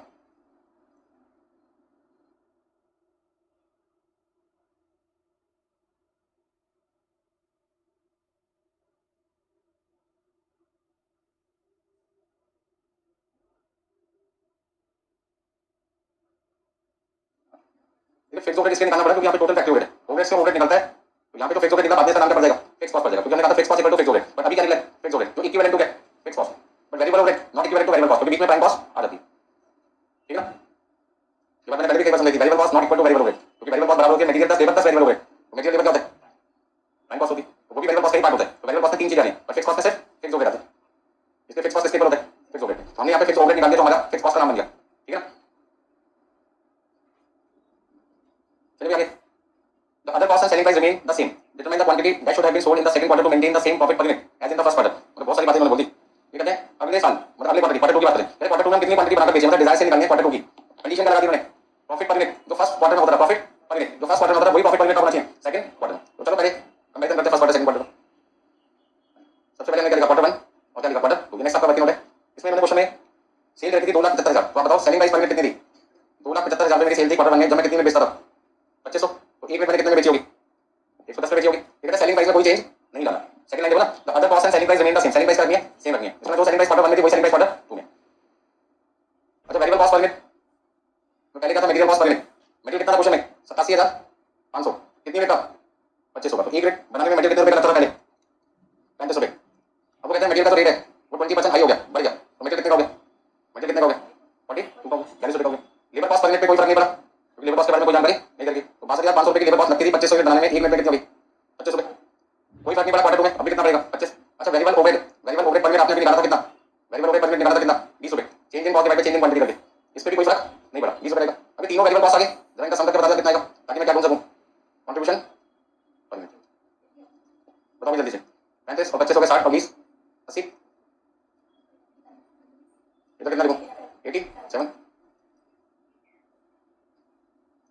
तो कंट्रीब्यूशन पर यूनिट कितना लिख सकता हूं 30 रुपए, और यहाँ पे कितना लिख सकता हूं 20। अच्छा प्रॉफिट पर यूनिट कितना था पहले, प्रॉफिट पर यूनिट कितना था क्वार्टर 1 में, प्रॉफिट पर यूनिट कितना था 50,000 रुपए का प्रॉफिट था 2500 यूनिट पे, तो एक मिनट में हमारा प्रॉफिट कितना था 20 रुपए। अभी फिक्स कॉस्ट निकल चुका है निकालना है, फिक्स कॉस्ट निकल चुका है निकालना है, निकल चुका है, कैसे पता लगा, अभी फिक्स ओवरहेड ही क्या होती है फिक्स कॉस्ट होती है, तो क्वार्टर 2 की फिक्स कॉस्ट मुझे निकालनी पड़ेगी मिल गई, क्वार्टर 2 की फिक्स कॉस्ट निकालनी है या मिल चुकी है, मिल चुकी है कितनी 20,000। ठीक है, अब अंदर सारी बात नोट करिए, प्रैक्टिस करने से सब कुछ समझ में आएगा धीरे धीरे। आप सोचो एक बार में मैं कर दूं हो जाए पॉसिबल नहीं है, दिमाग लगाना पड़ेगा हर क्वेश्चन में क्या पूछ रहे हैं। अब इस क्वेश्चन में मेरे को पता कैसे लगा क्या क्या चीज निकालनी है, मुझे पता लगा डिजायर सेल्स निकालनी है, डिजायर सेल में किसकी जरूरत है फिक्स कॉस्ट की, डिजायर प्रॉफिट की और कंट्रीब्यूशन पर यूनिट की। कंट्रीब्यूशन पर यूनिट में ढूंढ चुका, कंट्रीब्यूशन पर यूनिट में ढूंढ चुका, फिक्स कॉस्ट में ढूंढ चुका, अब से क्या ढूंढना है डिजायर प्रॉफिट ढूंढना है, वो भी मैंने ढूंढ लिया। ये कहते हैं डिजायर प्रॉफिट इस बार का किसके बराबर होना चाहिए क्वार्टर 1 के, तो क्वार्टर 1 में प्रॉफिट पर यूनिट कितना था 20 था, तो इस बार भी प्रॉफिट कितना होना चाहिए 20, पर 20 पर यूनिट है, और मुझे डिजायर प्रॉफिट कितना चाहिए होता है अमाउंट में, तो पर यूनिट को अमाउंट में लाने के लिए क्या करना पड़ेगा क्वांटिटी से मल्टीप्लाई करना पड़ेगा, क्वांटिटी इस क्वेश्चन में मुझे ढूंढनी है, तो अब मुझे क्या करना होगा सॉल्यूशन है assume Dzire sales in units B x, अभी डिजायर सेल्स को हमने क्या मान लिया एक्स मान लिया, तो ऐसे में डिजायर प्रॉफिट कितना रहेगा, डिजायर प्रॉफिट आ जाएगा quantity into profit per unit, profit per unit कितना था 20, तो आपका डिजायर प्रॉफिट रुपीस में कितना रहेगा 20 एक्स आ जाएगा। अब डिजायर सेल इन यूनिट्स निकालने का फॉर्मूला तो आपको बताइए, fix cost plus desire profit divided by contribution per unit. Desire sale in units को आपने क्या माना था एक्स माना था, फिक्स कॉस्ट आपने निकाली है 20,000, ध्यान रखना मैं आंसर कौन से उसका निकालूं क्वार्टर 2 का, तो सारी चीजें किसकी लिखूंगा क्वार्टर 2 की। क्रॉस मल्टीप्लाई करते हैं, क्रॉस मल्टीप्लाई करने पर हमने क्या लिखा 23 into X 23x minus 20x equal to 20,000, तो इसका एक्स की वैल्यू कितनी आ जाएगी 20,000 डिवाइड बाय 3, मतलब ऐसे आ रहा था, तो मैंने क्या कर दिया इसको राउंड ऑफ कर दिया, मैंने कितनी क्वांटिटी बेच कर आपकी सारी कॉस्ट आ जाएगी, रिकवर हो जाएगी फिक्स कॉस्ट और साथ में आपको प्रॉफिट भी पर यूनिट कितना रहेगा 20 रुपए, तो देखो desire sales in units quarter 2 equal to, ठीक है इतना।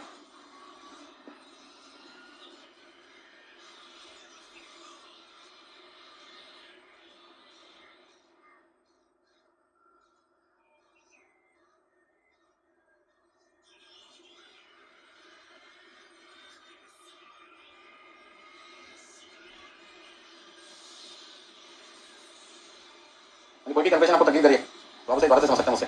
42 क्वेश्चन में सबसे जबरदस्त पॉइंट क्या था, जब आप वेरिएबल ओवरहेड पर यूनिट निकालोगे तो 95 और 75 का कंपैरिजन नहीं करना।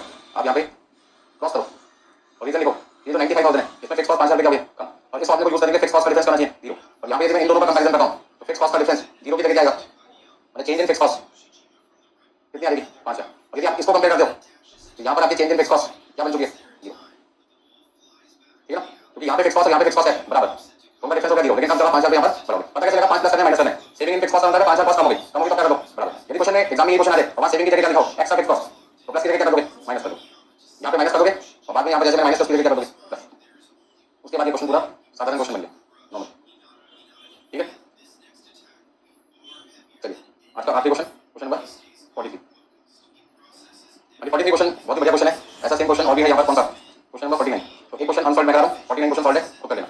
43 क्वेश्चन में लिखा है Divya limited has furnished the following data for 2 years. आपके पास में 2 अलग-अलग ईयर की जानकारी करके क्वेश्चन को पढ़ने में अपना समय लगाएं, ठीक है ना। क्वेश्चन खत्म होगा उसके बाद समझोगे कोई फायदा नहीं।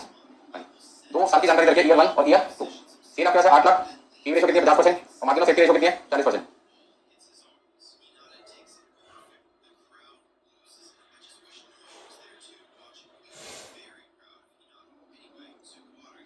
क्वेश्चन में क्या जानकारी करके दी, ईयर 1 की क्या इन्फॉर्मेशन देती है आपको, ईयर 1 में आपको सेल कितनी देती है 8 लाख रुपए सेल देती है, ईयर 2 में सेल कितनी देती है, सेल आपको देखी नहीं रखी। क्वेश्चन में आपका मतलब क्या हुआ निकालना है, पी रेशियो देखा आपको तो पी रेशियो से क्या निकाल सकते हो कंट्रीब्यूशन, ये होगी पी रेशियो 50% है तो वेरिएबल कॉस्ट रेशियो कितनी होगी वो भी 50% होगी, तो आपके पास यहाँ पर वेरिएबल कॉस्ट रेशियो आ गई एक तरीके से।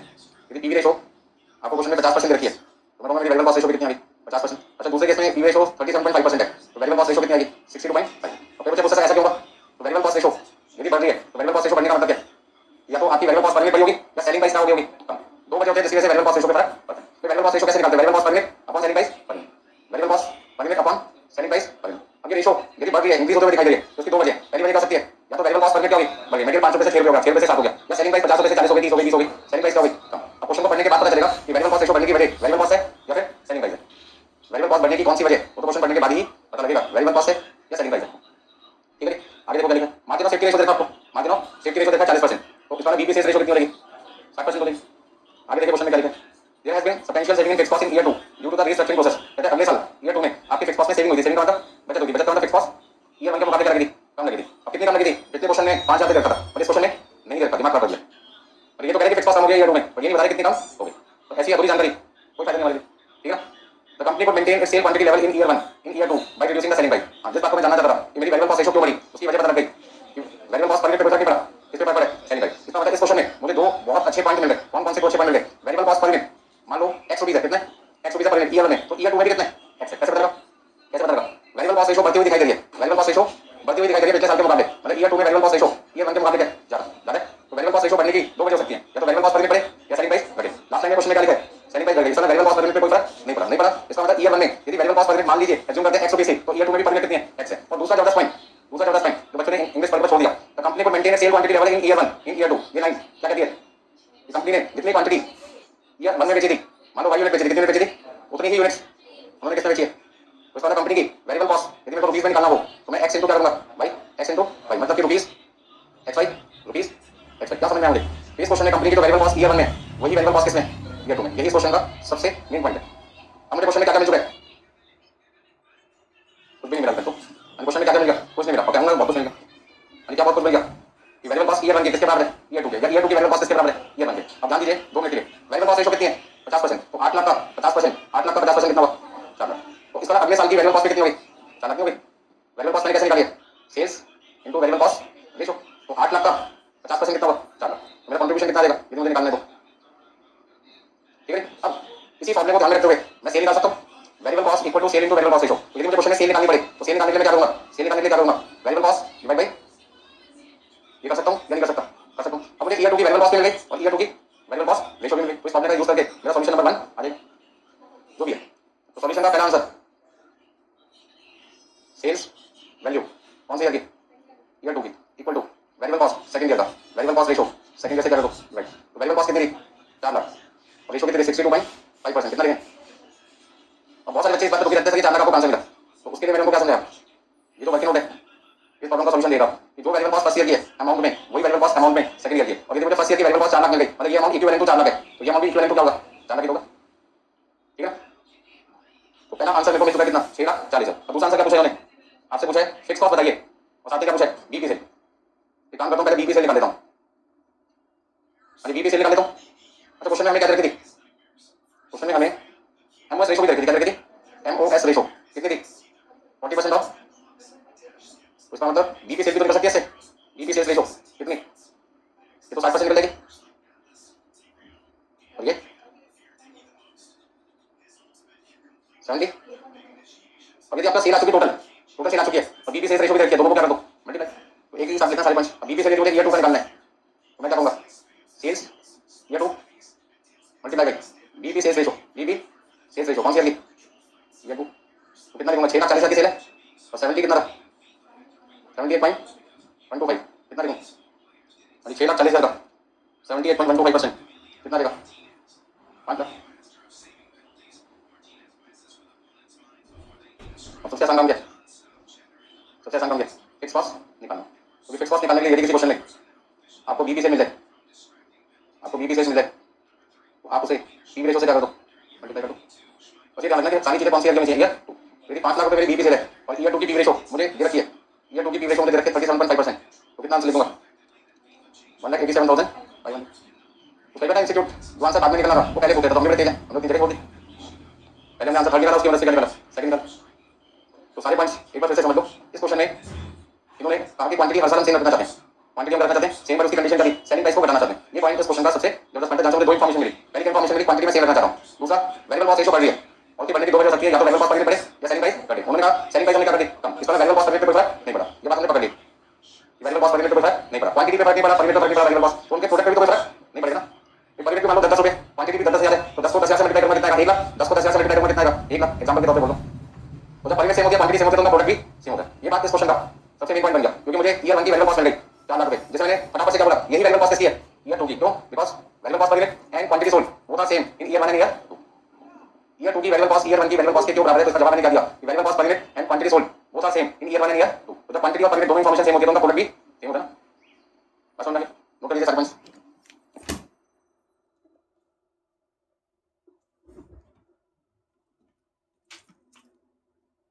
सेम ऐसे ही क्वेश्चन है 49, कोई दिक्कत है तो मुझे बताइए, क्वेश्चन में रिपीट करो सारे पॉइंट्स समझ में आ गए। प्रैक्टिस करोगे, प्रैक्टिस करने से आपको पता चलेगा कौन सी चीज पहले देखनी कौन सी चीज बाद में। और मैंने हर बार क्या देखा जब भी मुझे पी रेशो दे रखी होती है तो साथ में मैं हाथ पे लिख देता हूं वेरिएबल कॉस्ट रेशो, यदि मुझे एमओएस रेशो दे रखी है तो हाथ पे क्या लिख देता हूं बीपी सेल्स रेशो, पता नहीं ना कौन सी चीज का काम आ जाए। तो जब मैं सारी चीजें लिख दूंगा तो अपने आप दिमाग चलना चालू है। तो मैं कहूंगा इस क्वेश्चन में यदि कोई मेन पॉइंट था तो कौन सा मेन पॉइंट था, ये साबित करना कि वेरिएबल कॉस्ट फर्स्ट ईयर की वेरिएबल कॉस्ट सेकंड ईयर के बराबर है।